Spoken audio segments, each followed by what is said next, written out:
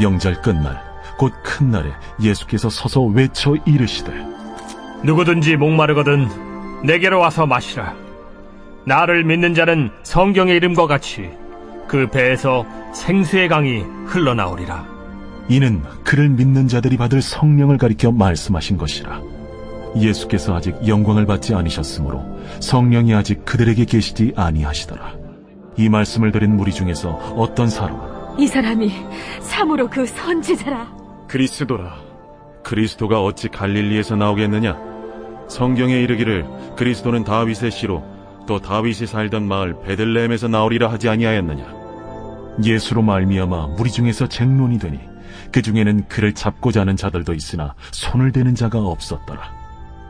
아랫 사람들이 대제사장들과 바리새인들에게로 오니 그들이 묻되 어찌하여 잡아오지 아니하였느냐? 그 사람이 말하는 것처럼 말한 사람은 이때까지 없었나이다. 바리새인들이 대답하되 너희도 미혹되었느냐? 당국자들이나 바리새인 중에 그를 믿는 자가 있느냐? 율법을 알지 못하는 이 무리는 저주를 받은 자로다.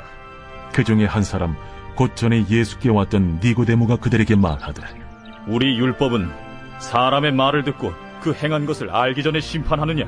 그들이 대답하여 이르되 너도 갈릴리에서 왔느냐? 찾아보라. 갈릴리에서는 선지자가 나지 못하느니라.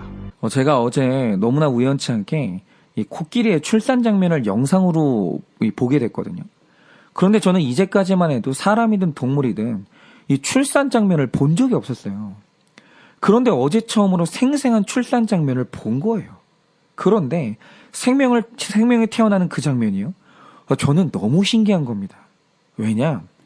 사실 이전까지 어미 코끼리의 자궁이라는 것은 아무것도 없는 빈 공간이에요. 그런데 어느 날 그 자궁 안에 코끼리가 들어간 게 아니라 손톱보다 작은 수정체가 착상을 했어요. 사람 눈에 보이지도 않아요. 그리고 그걸 어미 코끼리가 사람의 2배 기간인 22개월을 품거든요. 그런데 아무리 품는 기간이 긴다 한들 어떻게 눈에 보이지도 않던 동그란 수정체가 엄마 뱃속을 나올 때는 완벽한 코끼리로 둔갑해서 나오냐라는 거예요. 저는 이게 너무 신기한 거예요. 아니, 먼지 같은 알 하나가 뱃속에서 완벽한 코끼리로 둔갑해서 나오는데 그 과정에서 엄마가 만지지 않았어요. 아무것도 한 게 없습니다. 그리고 아기 코끼리 자신도 뭘 하지 않았을 거 아니에요. 그런데 어떻게 그 작은 알이 저렇게 완벽한 코끼리로 변해서 나오냐라는 거예요. 그런데 제가 이 출산 장면을 가만히 보니까 거기에 이 중요한 기관이 하나 보이는데 그게 뭐냐면 탯줄이 보이더라고요. 다시 말씀드리지만 그 작은 수정체가 코끼리로 변할 때 엄마도 한 게 없고 새끼 자신도 뭔가를 한 게 없어요. 그러면 뭐가 이 코끼리를 만들었냐고 할 때 생명 탄생에 있어서 가장 신기한 기관인 저 탯줄이 모든 것을 다 한 거예요. 그러니까 이런 거죠. 수정체도요. 그 수정체 자체로 독립되어 있으면 100년, 200년을 기다려도 그거 코끼리로 변하지 않습니다.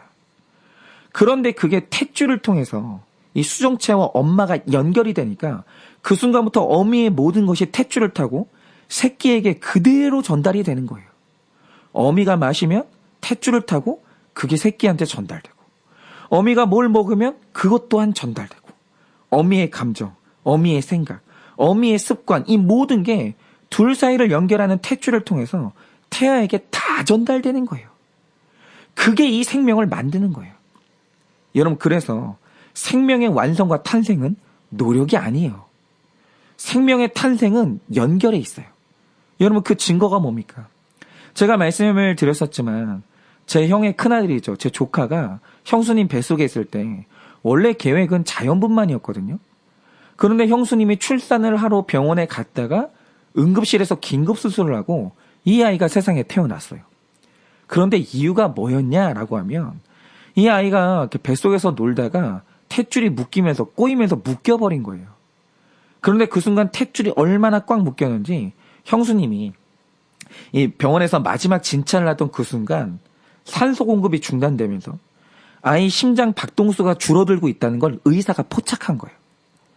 그런데 이 의사분이 정말 노련한 게 그 순간 의사가 형수님에게 수술 동의를 받거나 이유가 뭔지 설명 자체를 하지 않고 침대 채로 형수님을 수술실에 밀고 그대로 들어갔어요. 그리고 최대한 빨리 아이를 꺼내버린 거예요. 그래서 제 조카가 아무 손상 없이 무사히 태어날 수 있었습니다. 그런데 만약 조금만 늦었으면 이 아이는 죽어서 나왔을 거예요. 여러분 뭐죠? 이때는 이미 막달이었기 때문에 아이가 완전히 사람이 된 상태였어요. 그런데 이 아이에게 어떤 충격이 가해지거나 독극물이 투입된 게 아니라 연결이 끊어지니까 이 아이가 서서히 죽어가는 거예요. 그러나 탯줄을 통해서 연결만 돼 있으면 그 연결이 생명을 완성시키고 결국 탄생이 이루어지는 거예요. 그런데 제가 이 광경을 보고 오늘 말씀을 읽는데 바로 여기에서 성령님이 어떤 존재인지를 제가 정확히 깨닫게 된 거예요. 여러분 우리가 오늘 요한복음을 통해서 계속 보는 게 뭐냐면 예수님은 빛이에요. 그리고 오늘 말씀에서 예수님이 외치시는 것처럼 예수님은 우리를 살게 만드는 생명수예요. 그런데 오늘 말씀을 보면 분명히 빛이 그들 곁에 왔고 살게 하는 생수가 왔어요. 그런데 어떤 사람은 아니 갈릴리에서 무슨 빛과 생수가 있냐고 하면서 그 사람에게 빛과 생수가 안 들어가요. 그리고 심지어 44절을 보면 어떤 사람은 빛과 생수를 잡아서 없애려고 하는 사람도 있는 거예요. 그러면 도대체 왜 이런 일이 일어나는가? 39절을 보면 그 이유가 명확히 나와 있는데 이렇게 기록하고 있습니다. 성령이 아직 그들에게 계시지 아니하시더라. 그러니까 이 말 뜻이 뭐냐? 생수가 있어요. 그리고 그걸 마셔야 살 수 있는 사람도 있어요. 그런데 이 생수가 죽어가는 사람에게 전달이 안 돼요. 이유가 뭔가? 오늘 본문은 말하길 중간에 둘 사이를 연결해줄 성령님의 연결이 없으니까 이게 전달이 안 되고 있다라는 거예요. 여러분 바로 이겁니다. 여러분 성경을 보면 구원의 문제에 있어서 보내심을 받은 사도들이 줄기차게 외쳤던 게 있어요. 그게 뭐냐? 율법을 지켜라. 거룩을 위해 죽도록 노력하라. 이게 아닙니다. 그들이 오직 말하는 딱 하나가 뭐였냐? 너희는 성령 받으라는 거예요. 그리고 요한복음 20장을 보면 죽음에서 부활하신 예수님이 다시 제자들을 찾아오셨어요. 그런데 그 부활의 주님이 20장 22절에서 그들에게 하시는 말씀이 뭡니까? 그들을 향하여서 숨을 내쉬며 이르시되 성령을 받으라. 이렇게 말씀하셨어요. 그러면 우리가 성령을 받는 게 왜 이렇게 중요한 겁니까? 그건 성령님이 구원 주시는 하나님과 우리 사이를 연결하는 탯줄이기 때문이에요. 여러분 생각해 보세요. 2000년 전에 예수님이 실제로 우리를 위해 모든 죄를 짊어지고 십자가에서 죽으셨어요. 구원의 일을 완성하셨죠. 그리고 우리가 실패했던 율법의 순종을 다 이루셨습니다. 그러니까 이미 이 세상에는 구원받는 재료가 다 완성이 된 거예요. 그런데 이 예수님이 있는데도 어떤 사람은 생명이 연결이 안 돼서 지옥에 가고 어떤 사람은 천국에 가요. 그 이유가 뭡니까? 설마 여기서도 둘 사이의 차이가 도덕적인 노력의 차이라고 생각하십니까? 아니에요. 율법의 문제에 있어서 죄인인 사람은 마치 아무것도 할 수 없는 무기력한 수정체처럼 율법을 지켜서 의로움에 이를 힘이 전혀 없습니다. 죄인은 죄에 대해서는 강력한 활동력을 가지지만 거룩에 있어서는 완전히 무기력한 게 죄인이에요. 그런데 거룩에 있어서 신자나 불신자나 똑같이 무기력한데 왜 누구는 이 생명이 전달돼서 구원받고 왜 누구는 이 생명이 전달되지 않아 지옥 가냐라는 거예요. 그 이유가 뭐냐? 성령을 받고 안 받고 그 차이인 거예요. 여러분 성령님이라는 분은 하나님과 우리 사이를 연결하는 연결자예요. 그래서 성령님이 택자와 예수님을 연결하는 그 순간 예수님이 마시는 모든 의로움이 다 우리의 것이 되고 그분이 십자가에서 나눠주신 살과 피가 전부 우리에게 전달되는 거예요. 전부. 그리고 예수님의 모든 좋은 것을 우리에게 전달하시는 이 성령님의 사역을 신학에서는 적용이라고 하는 거예요. 아무리 좋은 것이 있어도 성령님이 적용하지 않으면 우리의 것이 될 수 없다라는 거죠. 그런데 왜 오늘 말씀에 나오는 유대인들은 예수님의 이 좋은 구원이 하나도 전달되지 않습니까? 성경이 분명히 밝히고 있잖아요.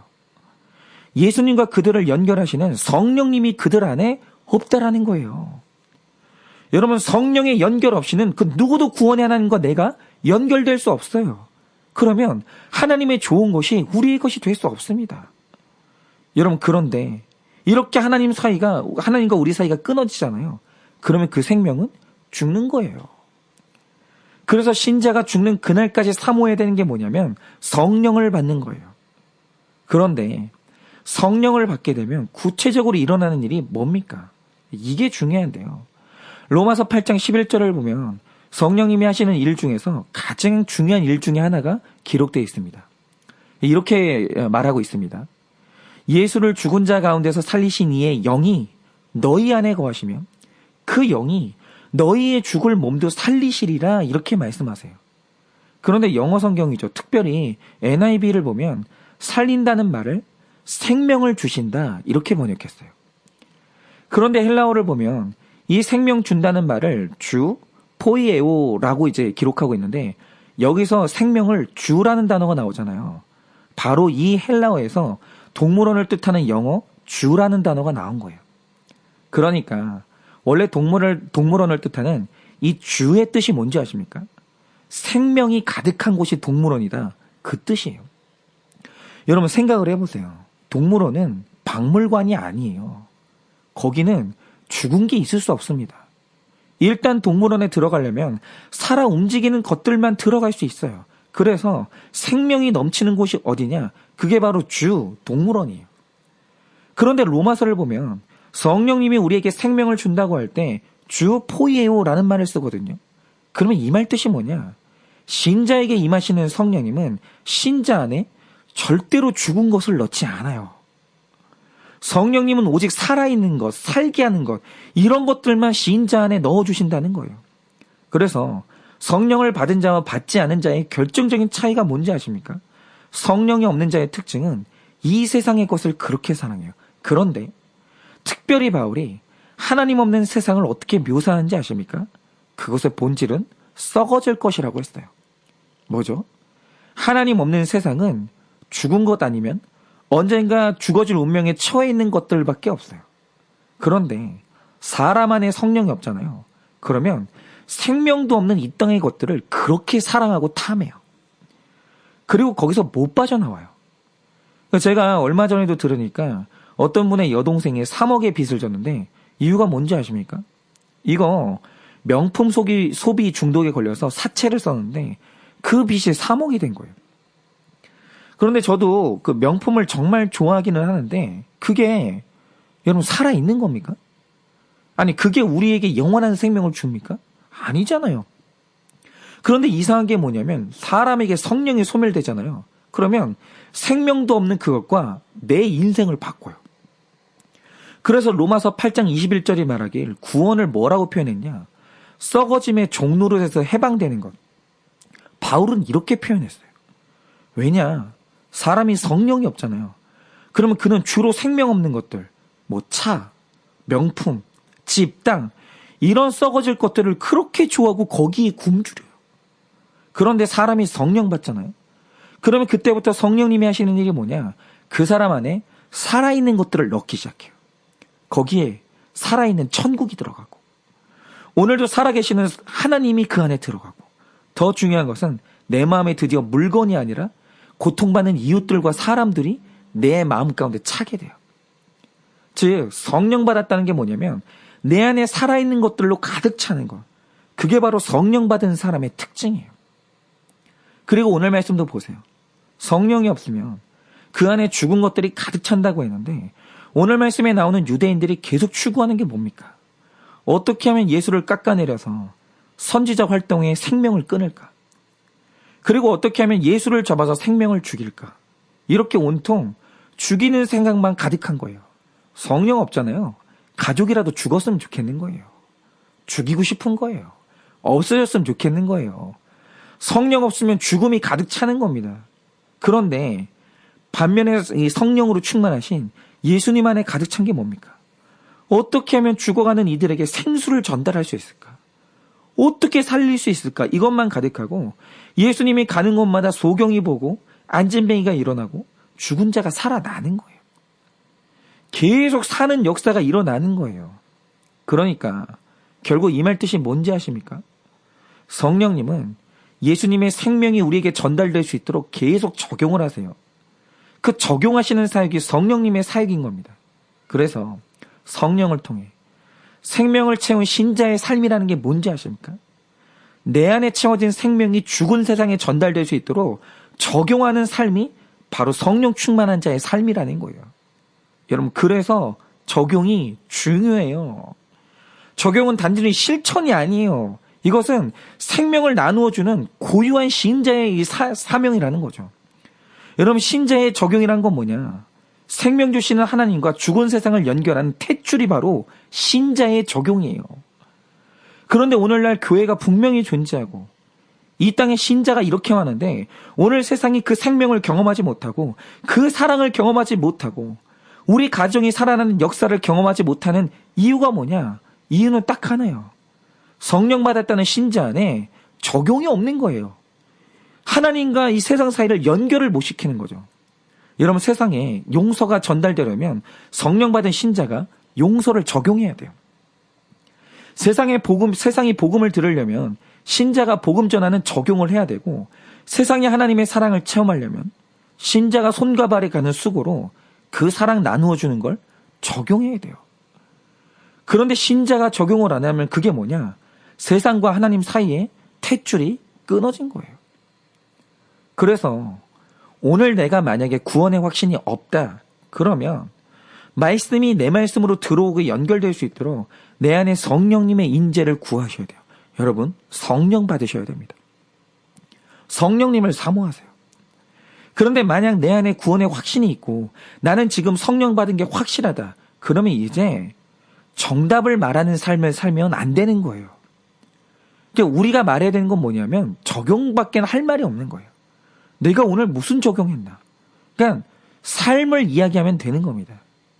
그런데 이 신자들이 하는 적용이 뭐냐? 바로 이게 성령 사역이에요.